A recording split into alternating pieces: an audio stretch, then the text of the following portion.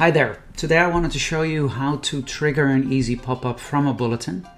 There's many use cases that you can think of on why you'd want to do such a thing. So bulletin, of course, is a very small space that is essentially just a strip at the bottom or at the top of your website. It's very difficult, for instance, to fit a form in there or any other type of functionality like a video, etc.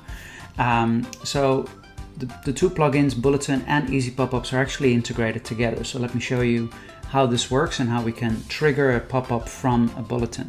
First off, you'll have to have both a Bulletin and Easy Popups installed. Then for the pop-up, it's important for the trigger to be set to appear manually.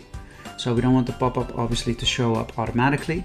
So this setting will basically prevent the pop-up from showing automatically and only show when triggered manually. So there's a few ways to do that. Of course, you can, if you're a developer, you can use the JavaScript that is shown on the page to do this automatically or from your code. But it's also possible to do this via Bulletin. So I've set this pop-up to be active on the site. Then we have the Bulletin here.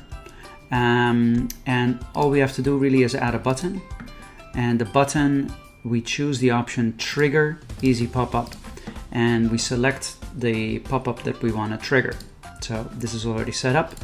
Once we hit save, we can see the bulletin on the site. So this is the bulletin.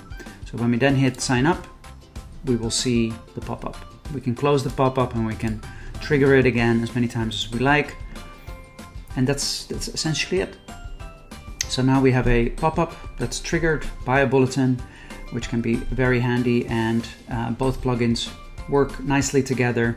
If you're looking for a solution that can do both, then please get both plugins together, which will save you a lot of time and hassle.